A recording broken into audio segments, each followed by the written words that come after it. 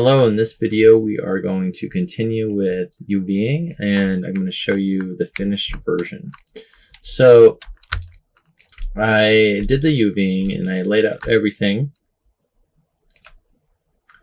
I'll take this off and put on this, and you can look through and see how all the squares are the same size that are showing up. And they're all squares, they're not elongated.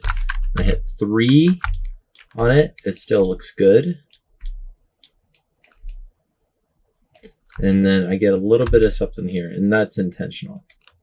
So I cut it back here underneath because I know that I will never see it.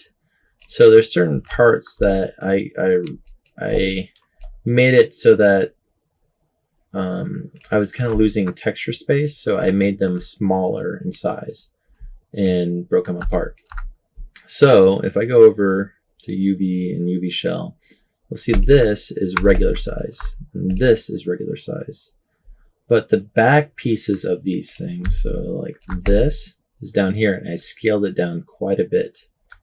So the textures are not going to be taking so much space. If I were to do this all consistent size, I would have to scale down everything and lose texture resolution in these areas where I wanted it to be a little more, I wanted it to have higher detail. So same thing with the inside of the pieces. So if I select all these ones here and hit 4, you'll see, actually it's not the bottom pieces, but I probably could have done the bottom pieces too, made them,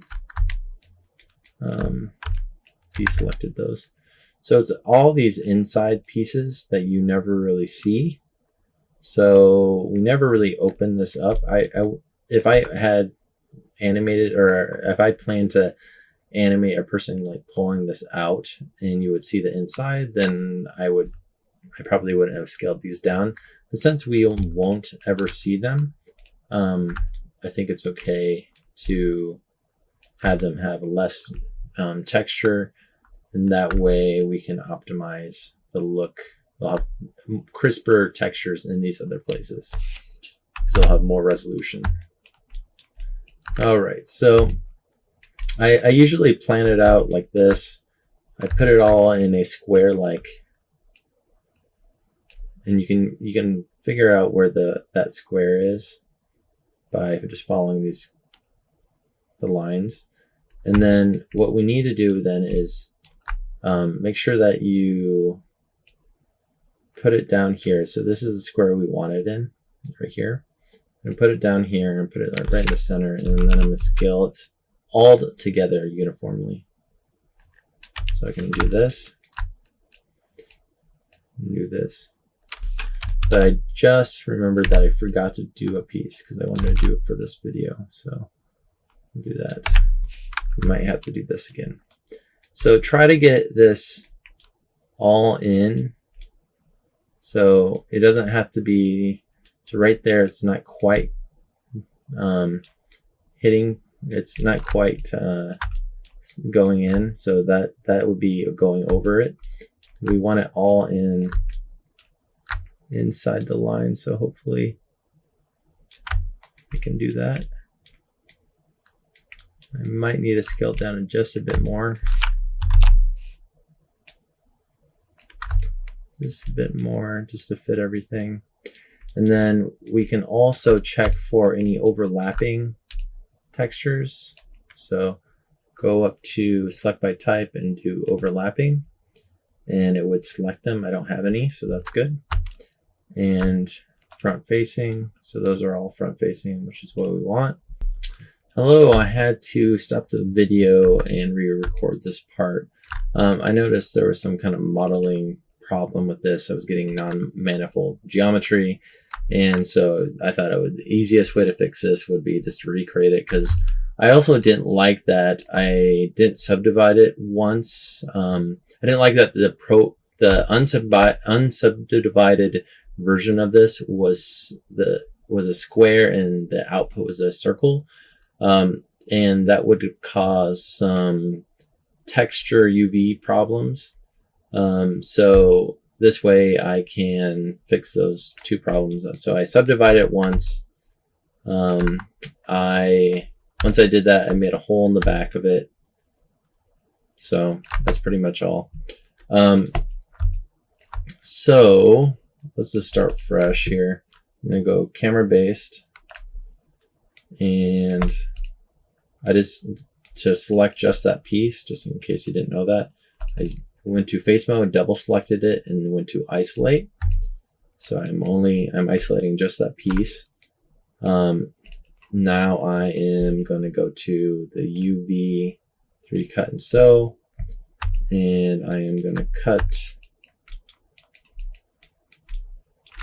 If you're having a hard time pivoting around something, you can select it, double select it, and hit F. And that kind of puts your camera pivot so you can pivot around it easier in case you're having troubles. And turn that off. I'm going to move my UV shell for this thing over, and I'm going to go over and use my 3D cut and sew and just cut this off. I'm going to cut that end off. Then wherever there's like a 90-degree turn, I'm going to cut. And this piece was killing me before. So for some reason, it wasn't allowing me to select just the corner. So sometimes going on the inside part of it gives you a better option. You can also try to select the faces around it and isolate it. That's one way you could probably do it. And then I think the rest of it I'm going to leave, and then I'm going to cut. So this is the bottom of it. I'm going to add a seam on the bottom right here and right here. Leave that as a ring. There we go. Yeah, I think that'll be good. Now if I have the setting on it. Okay, and I'm going to go to UV shell, select all the UVs there, and do unfold. And I'm going to get the size. So go over here, remember, go to transform, go down and get the size and hit, and then I'm going to select all these and hit set. And that will make it so the scale is correct with all the other UVs. And now I'm just going to try to find the top part of it. So that's the top. That's what I want. I want that to be the top. So just rotate that. So this will be this.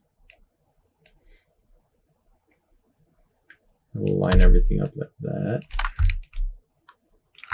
And that's the ring, the back of it. I don't care too much about that since you're probably not going to see it that much. And that's the very back part here. It's going to put like this.